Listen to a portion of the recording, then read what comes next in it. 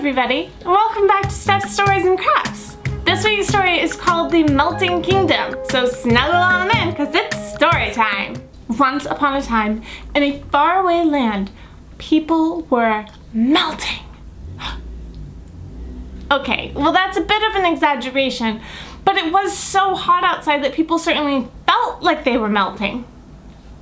You see, the problem was that the sun was too close to the kingdom. All because a young prince wanted to impress their princess. You see, when the princess had come of age, princes from all over had come to woo her. And this one young prince overheard her saying how she missed the summer sun and hated the cold winter winds. So the prince thought, maybe if I can bring summer back to her, I can win her heart. And he thought about it. He thought, how can I do this?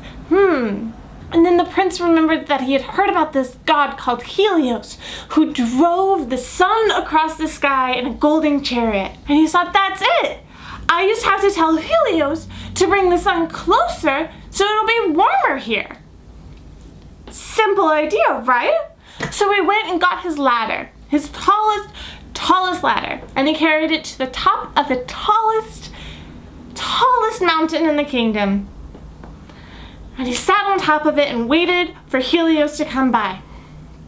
And he waited, and he waited, and then he realized how greatly he had underestimated how high up in the sky the sun is.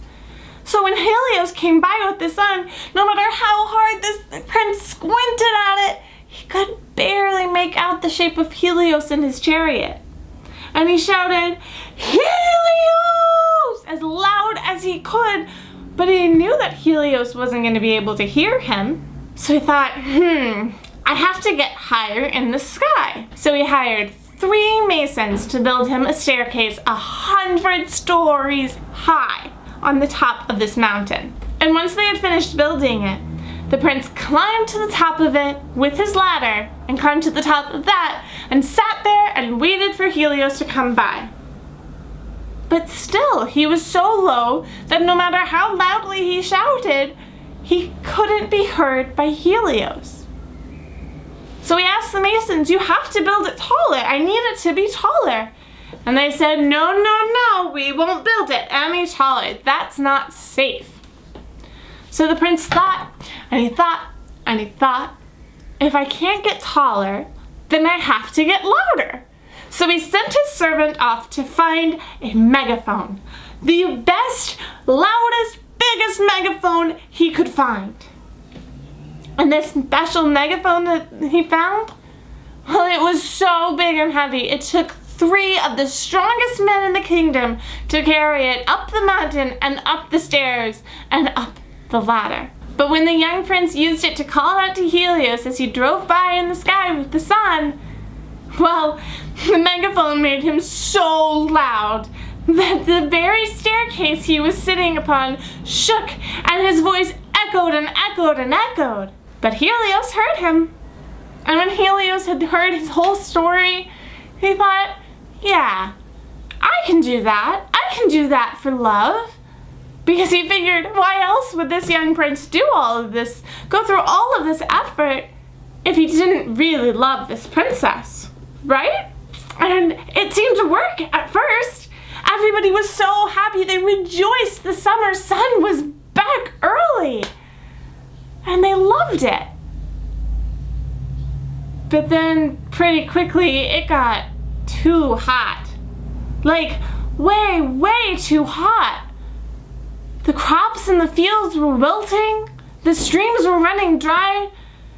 People couldn't go outside without feeling like they were actually melting. The princess was so worried about her kingdom. She didn't know what she could do. She built aqueducts to bring in extra water. She even had large awnings placed over every street and told her people, stay indoors during the day, only come out in the evenings and early mornings before the sun has really come up. But she was so worried for her kingdom because she couldn't fight the sun. And it wasn't until one day that she was in the market that she found out what had happened that had brought the sun so close to her kingdom and made everything so hot. The young prince was cornered by a crowd. They were all yelling at him, blaming him for the heat and all their problems. And finally the prince gave in and said, "I did it for the princess! It's what she wanted!" And the crowd turned and stared at the princess, shocked and angry, and asked her why she would ever want this, why she would do this to them. But the princess just calmly looked at the prince and asked him, "Why on earth would you think that I would want this?"